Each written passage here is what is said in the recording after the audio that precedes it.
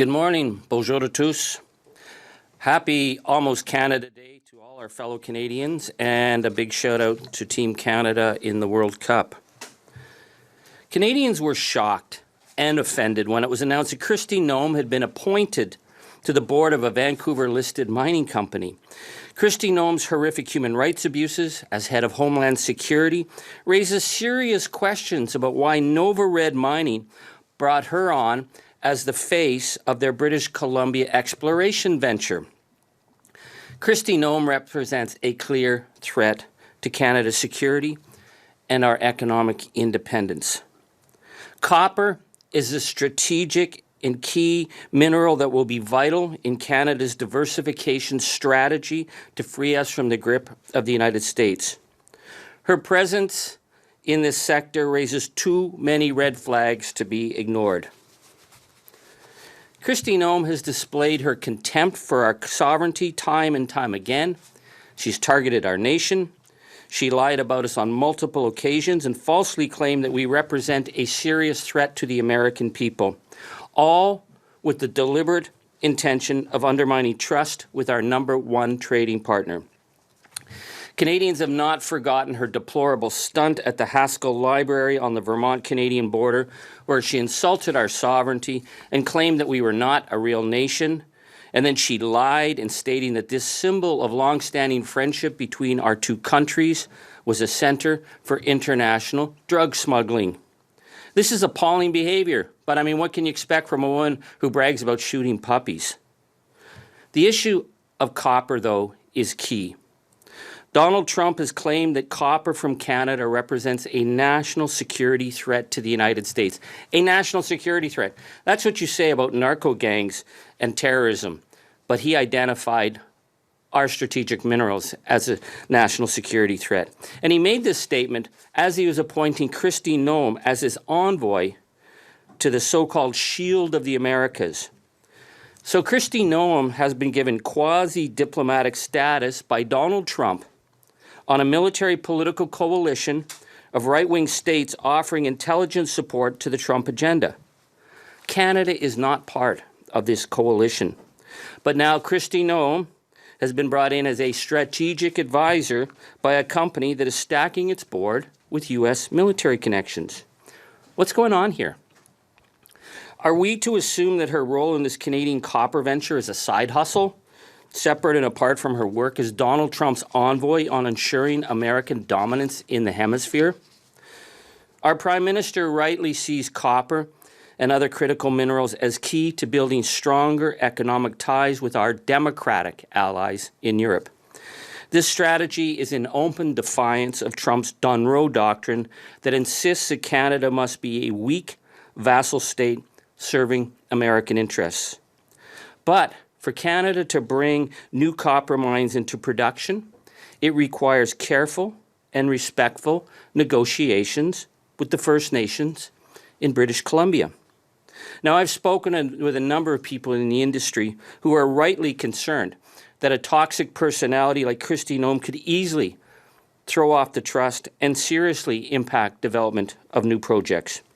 In her time as governor of South Dakota, her toxic relations with Indigenous people was so bad that it resulted her from being banned from all of their homelands.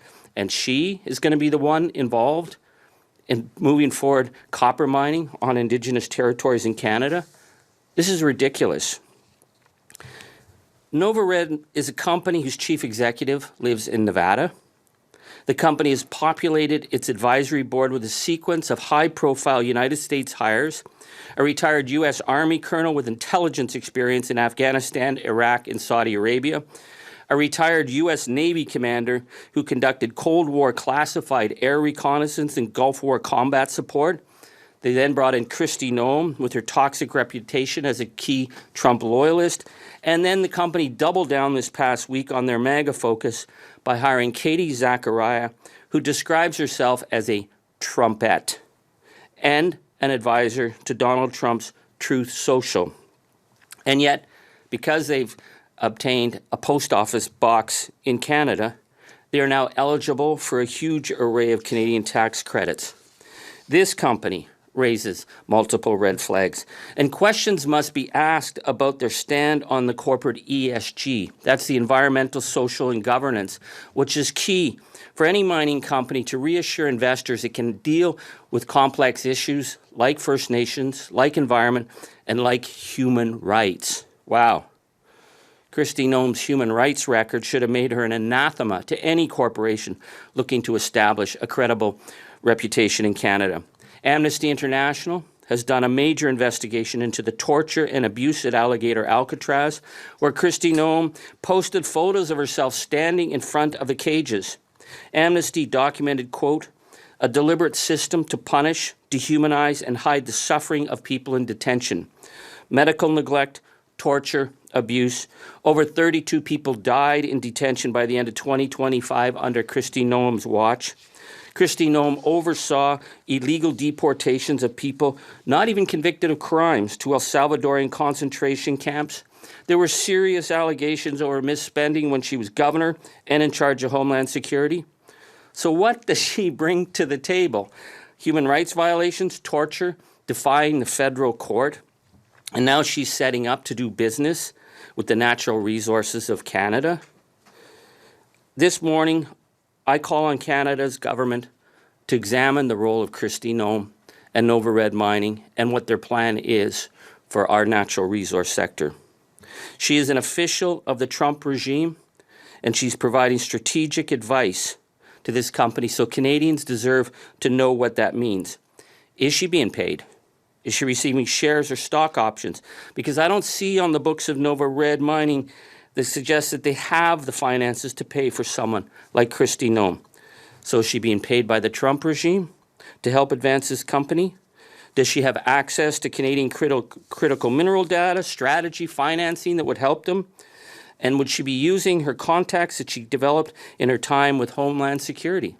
These are all questions we need to know.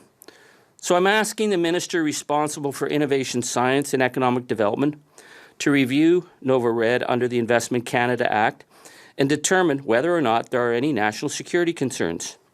Or, let's just be simple, we should just ban her. What the hell is she doing in our country? And I say this because we remember that one of the first things that happened with Prime Minister Carney's watch was that they banned the Irish hip-hop group Kneecap. The reasons for banning Kneecap were arbitrary and then turned out to be false, yet the government moved ahead. So if they can ban Kneecap, why the hell would they have Kristi Noem deal with anything to do with our mineral sector? I raise these concerns as the economic threat to Canada continues. The Gordie Howe Bridge remains closed. The Trump regime continues to threaten and intimidate us. Kristi Noem's hatred of our country has been made clear. She has no business being involved in anything to do with our country. Je suis ici pour exiger que le gouvernement ouvre une enquête sur les liens entre Kristi Noem et la compagnie Nova Red Mining. Kristi Noem représente une menace aux intérêts du Canada. Kristi Noem a essayé de saper notre souveraineté. Kristi Noem est un émissaire de Donald Trump, mandaté pour étendre son contrôle sur les continents et le Canada. C'est essentiel pour le Canada de protéger l'exploitation des minéraux stratégiques, et c'est simple, on doit interdire l'entrée du Canada à Kristi Noem. I will take any questions that come forward. Thank you. Basically, I mean, without going into detail, this is a fairly controversial character even for the Trump regime. Aside from reviewing, some of this mining company and seeing it's up to it, do you think it's important that the Prime Minister make, I don't think he said anything, he had a pretty clear statement that this is maybe not the type of activities that is going to give these projects that he, highlights almost every day the best chance of success when you bring in somebody like that probably would be offside with Indigenous communities and a bunch of other, just as a controversial figure in terms of wanting to smooth the way for what will take consensus on these major projects. I think it's really important for the Prime Minister to look at the issue with Kristi Noem and copper and British Columbia in terms of our national strategic interests. These are really complex negotiations that are taking place. There is a lot of uncertainty in the mineral exploration field right now, so you have to have very good relations. And this woman has proven time and time and time again that she will do anything to undermine us. So whether or not this company even has a credible stake in the field is not the issue. The issue is that she will be part of anything that happens, and she could easily upend those negotiations. So I think the Prime Minister does need to say, when we're talking about projects moving forward, it has to be done on the basis of respect, it has to be done on the basis of trust, and it has to be done on the basis of companies who bring in people with proper human rights records. And Kristi Noem is a big fat zero on all of those. Now, I'm assuming this company knows what type of sort of politician she is and that. So what, you speculated a little bit, but if it doesn't, I'm not sure it would serve them all that well in Canada, but why may they have brought this person on board into their operations? I'm not sure what the game plan is with Nova Red Mining. I've spent my life around mining. Penny stocks, I grew up around them. I mean, I know a ton of people in the industry. And normally when you're trying to get a venture off the ground, you keep announcing people who've got a lot of experience and who know how to build mines and who are geologists and people with a track record. You don't bring in Katie Zachariah, who's described as a Trumpette and writes these bizarre love letters to Donald Trump. That's not the kind of person you bring in, unless you're just doing a hustle in the United States, which is, hey, that's fine. But this hustle is about Canada's copper resource sector. So I'm not sure what the company's thinking. The fact that they've got serious military dudes sitting on their board, I'm not sure what that has to do with mining, but we don't know anything about this company other than the fact that they've opted to really load themselves down on the MAGA front, and it's obviously pissing people in Canada off. So there's got to be a game plan. That's why I think it needs to be reviewed. What is that game plan?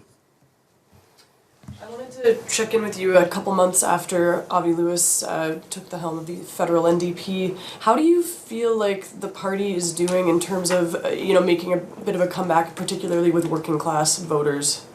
I've seen Avi's been out a lot. It's really important. It's really good that he was in Saskatchewan meeting people. We got to rebuild where we lost. So I wish him all the best on that. It's going to be a long road rebuilding, and we lost the trust of our base. So it's going to be up to Avi and his team to get back in areas that we should never have lost and rebuilt. So I think he's been out doing a lot of work right now. So that's a good sign. Are there any areas that you think are particularly ripe to get that rebuild going in, especially with the backdrop of, like the auto tariffs and CUSMA negotiations and all that? I think there's a real opportunity for the New Democrats right now. Prime Minister Carney has done extraordinary on the international stage. I don't know of a Prime Minister who's done nearly what he's done on the international stage, but there's so many issues on the domestic front, like this overriding the pesticide ban. That's just going to rub so many people the wrong way. There are moments where the New Democrats need to be speaking up now, particularly as we see the economy is not favoring people who can't afford to pay their rent. There's going to be a lot of opportunity. And again, who's speaking up for the auto jobs? Like Doug Ford's gone off for his 5-month vacation. That whole industrial belt of Ontario was hardcore NDP. That whole industrial belt is facing serious threat right now. So again, if you're going to talk about the working class, then get into working class communities and talk about their issues, because auto is key. And, I've been down the corridor. I've been talking to Unifor in Halton. I've met with Unifor in Oshawa. I met with Unifor in London and Windsor. They want a champion right now. So there's an opportunity right there. When you were talking with them, did they have anything to say specifically about how, I know they're looking for a champion, but temperature check on how they feel about the federal NDP after the leadership race? I think what they want to see is they want to see is any party have actually a national strategy to deal with the pressures that are coming right now. We're dealing with a very unprecedented set of circumstances. I mean, Ed Broadbent came out of Oshawa, So there are areas where we could step in, I think, and offer a vision and meet and be a voice that would rebuild trust. And it's certainly something that we need to be doing. We got to get off. We spent the last 4 years focused on our TikTok likes. We got to get back into the coffee shops. Thanks. I had a follow-up question on that too. No, what do you mean you got a follow-up question? I'm not allowing that. No, I'm walking. It is about the NDP. I just wanted to move away from Labour for a second. So that what he's really endorsed, obviously, is climate change and the environment, which has kind of taken a beating in present times. That they're certainly the Green Party's been reduced, plus the Liberals have really moved away from climate change under Carney. Now. What he's getting knocked in the press is saying, "Oh, these aren't the times for talking about that. That's we have to look at economic projects, and you're way out in left field, and you'll never." Is that correct, maybe, or is there I did cover the convention. I noticed there was a lot of young people there, or maybe is he actually tapping into something that is there and Canadians want to talk about, other than just the importance of economic projects? Him being Prime Minister Carney, or no, him being part of endorsing a very strong environmental platform. I think people were really surprised that the Prime Minister walked back so many of the commitments, because I think I was told by everyone the Prime Minister plays four-dimensional chess. Trust him. He's gonna make some promises to Daniel Smith, but he's gonna really establish standards that will protect us. And we've dropped all our standards. Methane is a perfect example. Methane, the idea that we have this planet killer that just keeps leaking out everywhere, and we don't have a global commitment to do that. The Prime Minister could say to Daniel Smith, "You want action? Well, this is what you've got to do." So that will come back to bite the Prime Minister, I think. I think those are mistakes that he made. He's making mistakes that he doesn't need to make. There's a lot of resource projects that are going to go ahead, that are going to have an enormous amount of social license, but we can't be dropping the regs now, not when the climate fires are burning while Europe is melting. It's not an issue that has been dropped with the Canadian people, and I meet people all the time, and many who are Liberals in that, who said, I expect that we're going to have a strong environmental policy. So I think these are areas like the Prime Minister, he comes out of banking, he comes out of the world, the world class of bankers, but he was the green banker, so he knows the economics of this. So there's huge opportunities, but huge risks if he doesn't take it. The other question I have about that is, of course, his decision not to seek a seat. That was the first question he was asked when he came here. Obviously, the NDP has a reduced caucus, and he's clearly said that, sort of what you mentioned, he wants to go rebuild the constituency associations. He's not in a rush to get into Parliament. Do you think that's the right strategy at this time? Well, again, I'm not speaking for the party. I'm just speaking as someone who, put 25 years of my life into the New Democrats and still has the boot marks on my back.